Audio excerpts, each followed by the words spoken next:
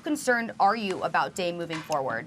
I'm a little concerned, not greatly concerned, because I think he's a warrior and I think he'll find a way to work around it. Obviously, when you hurt your non-shooting hand, there's still an issue of catching and balancing. You got to make sure you do that. You know, you catch the ball, that's going to hurt you doing that with both hands in most situations. And obviously, when you're launching your shots, you're using your non-shooting hand to balance and hold the ball. So obviously it could be affected to some degree, not to mention the fact that because he's your guard, he's your point guard, he's usually dribbling the basketball. And when you're going up against defenders, you have to be protective of that as well. So that in and of itself was problematic. But then when you take into account that this is clearly not Memphis, it's not the Brooklyn Nets, it's not anybody like that. You got Anthony Davis waiting in that post area. You got an eraser at the rim that's looking to block shots at every turn. That's going to dissuade you from driving to the basket, which means that you're going to primarily rely upon your perimeter shooting ability in order to make things happen. And like KP said earlier with Kentavious Caldwell-Pope, Danny Green and those boys trying to lock in and zero in on him, because the belief is if you neutralize him, you've basically shut down the Portland Trailblazers. That's definitely going to be a focus, and that's something that he's going to have to overcome. What I would say is C.J. McCollum, he's got to step up. He's got to be more effective. Carmelo Anthony, 2 points. That ain't cutting it, bro. You got to step up. You got to be more effective. And, of course, Nurkic, he's got to get more involved in that offense, and Terry Stotts got to call more plays for him and make him formidable in terms of attacking Anthony Davis, because what you should be trying to do is get Anthony Davis in some foul trouble if you can pull it off, so you can make him a bit tentative on a defensive end because he's worried about that foul trouble, as opposed to him not being in foul trouble and he gets to operate the way he's capable of operating. These are all things that you have to do, but obviously it's severely compromised by Damian Lillard not being 100%, and that's what you got to watch out for. I'm worried about Lillard. I'm sure that he would suffer through any pain to try to win. He'd probably gnaw off his own finger to do it. I'm not worried that he won't give the effort or that he even won't be effective. I mean, when Damian Lillard, when something negative happens to him or his team, he comes back with a vengeance. But it's a tall enough task to try to, you think they're going to take him 7, Stephen A. I didn't think they were going to take him 7. I thought 6 at the most. And now I'm thinking, I don't know if the Blazers win a game. Maybe they do still take him 6 because Lillard to have that on his mind. But you're right, not just the catching and balancing, but also like force him to go left. Like, let's see what you got. In terms of Lillard picking guys' pockets late in games, that probably compromises that too. Like Lillard is not just, it's easy to think of him as the point god, right? The guy who can pull up from wherever and hit it, hook up his teammates, get to the paint if he needs to, all those things. But that at 100%, yes, he's so great that maybe this team can extend the Lakers. But if he's compromised in the ways that you pointed out and in other ways because his left hand is clearly not 100%, and at this point in the season, everyone has, bumps and bruises, but this was something that he had to leave the game for. Yeah, I'm worried about Lillard and the Blazers as a result of this injury. I am too. I got major concerns. When you talk about dislocating your finger, that is serious. I dislocated mine. And look, I'm not even about to put my name in a conversation with Dame Dollar by no means. But when you talk about a guy like Stephen A. said, that's a point guard, that's ball dominant, that is dealing with elite pressure.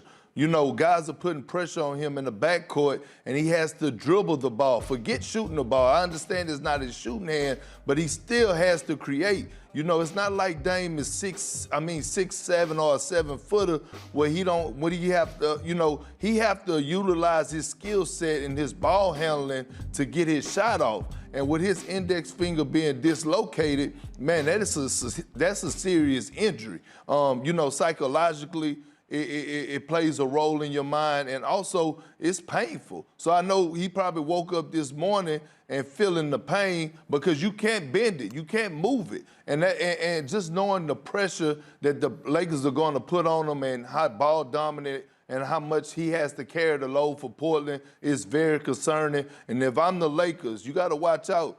I mean, you got to watch out if you Dame Dollar, because, the old school, if someone got a bump, a bruise, or a dislocated finger, or a broken hand, they're going to be swiping at it. So if he get hit on that finger, it's going to hurt even more. So I got major concerns.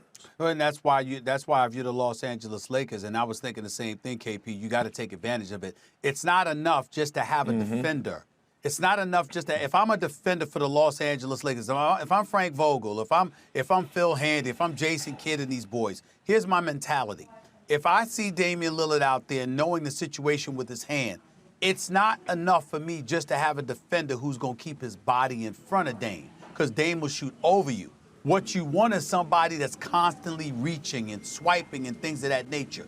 Why? Because psychologically, in an effort to protect your hand, you might be so preoccupied with doing that could thwart your shot off. It could knock you off your rhythm. That's the kind of thing that I'm doing. I'm looking for a pest right now to pester Damian Lillard in terms of somebody who reaches a lot, touches a lot, feels on you a lot as a defender, as opposed to just keeping the body in front of him just to distract him. And that was A.V. Bradley. And I know Dame was white hot. Dame was white hot coming into this series, and was the best player in the bubble so far and all those things. But, guys, they were the underdogs in this series. They're not a good defensive team. They're now knotted 1-1. It took a lot for them to win in Game 1. They got blown out in Game 2. Their best player now has a dislocated finger. Their high-usage point guard has a dislocated finger on his left hand. Their second-best player has a broken back. It's bad news for the Blazers. Yeah, his finger definitely looked very gnarly last night. You saw that. It was kind of twisted in an awkward direction. Does not look like it felt very good. But Dame Lillard last night, obviously leaving in the third quarter, only had a chance to score 18 points. That is the lowest that he's had since March. And also dealing with the number 18, that is the percentage that ESPN's BPI now gives the Blazers to win this series. And a dislocated finger. His team, series tied at 1. I mean, it's just sore. You know, a little bit tender, just to the touch, and dislocated it. So, you know, it's just sore, a little bit swollen, and it's, uncomfortable. Next question is coming from Mark Medina with USA Today. I don't know if it's too early to give him that. What's your sense of the What you mean? as far as playing? Oh, I'm playing. Next question is coming from Aaron Ventures with the Oregonian. Danny, you guys have been really hot on offense for this entire bubble trip. Were you just due for maybe a bad game as a team? Or are the Lakers really doing things to slow you guys down? I wouldn't say we were due, but I do think that the game balances itself out. You know, some guys come out and have a huge night, and then the next night, you know, they could be cooled off. Some teams play really well for stretches, and then they have that game where they cool off. And I think we've played really well offensively since we've been here. So I wouldn't say we were due, but I mean, it happens. You know, sometimes you have a tough night on that end of the floor, and I think tonight we had a tough night on the offensive end of the floor. Next question is coming from Cassidy Hubbard with ESPN. Dave, we saw when the trainers were talking to you as you're on the bench, got emotional, you threw the towel. What were you feeling in that moment? I mean, at that point, when it first happened, I was, you know, pulling at it, and it was a little bit, you know, I've never done that, so I pulled it back a little bit myself, but it still was out, and they had to put it back for me, and at that point, I thought it was broke, so, you know, I was just frustrated because I had to go back and get it looked at, and I was just frustrated, you know, it was just bad timing. You know, I handled the ball a lot, you know, so just knowing that there's going to be some discomfort, and, you know, I don't know how that's going to feel or how it's going to go. It's frustrating, so that's all it was. You said this isn't your first dislocated finger. Is this the first time you tried to pull it out? I've never dislocated my finger. Did you think you could hit it on baby's foot, or do you know? I didn't know what happened. I just know I reached from behind, and I didn't know if it was like his leg or his foot, or if I just like pushed my hand into his back or what. But I felt it right away, and when I felt it, I didn't even want to look at it, but I looked and it was off, and I immediately started to try to pull it back, and I got it to go back a little bit, but it was still out, and when I went to the back, they had to pull it back. Next question is coming from Jason Quick with The Athletic. Dane, what's your sense of this team's fatigue level right now? I don't think we're very fatigued. I think obviously playing every other day is tough, but we don't have to travel. We're able to go right back and get treatment and cold tub and do the things that we need to do, and then we got another day in between to continue that, and then we've been playing the late game. So